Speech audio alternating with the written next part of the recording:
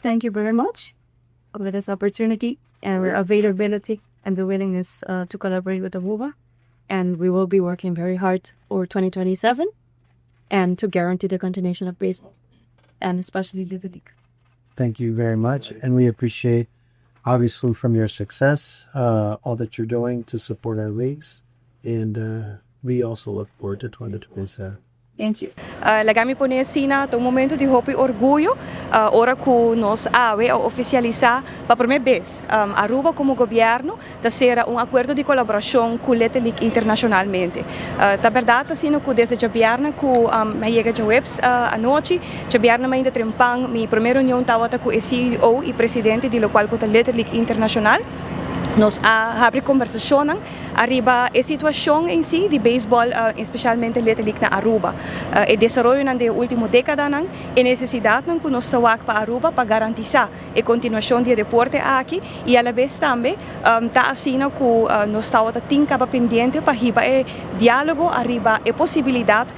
para continuar a organizar o Caribbean Region Tournament de Little League na Aruba. Está remarcável para mencionar que o Little League aqui não está completamente informado de todo o desenvolvimento que está sucedendo no nosso país, mas mais que outra coisa também, não também há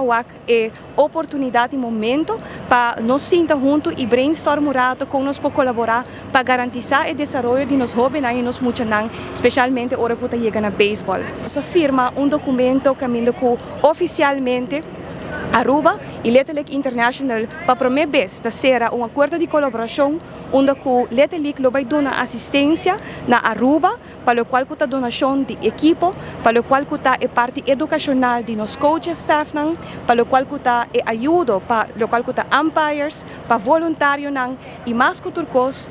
lagami pone assim a realizar a importância de vir visitar Aruba também para dar-nos steun arriba ao qual tem aspecto infraestrutural. Me estava na Holanda, mais ou menos 2 lunas passadas, onde nós acercamos a Hong Bond de Reino para vir fazer site visit na Aruba. E ajuda-nos com steun para o qual tem aspecto técnico na infraestrutura que nós temos no momento aqui para beisebol, na carga e projeto aqui para Bonaire, a base de aqui na põe na mesa disponível para ajudar a Aruba, begin setembro na Lubin e Little League acaba de comprometer na mesa com também lo manda na representante, assim até que begin setembro nós lo temos, zowel vanuit Reino, mas também internacionalmente, e visita de stand técnico para ajudar-nos com o desenvolvimento onde o governo comprometeu-se para de agora que para 2027 lo hace inversão necessária de infraestrutura para que facilidade de beisebol na Aruba, especialmente para Little League e também a vez aqui de preparação para sobre Aruba, tabira casa de Caribbean Region Tournament para a 2027.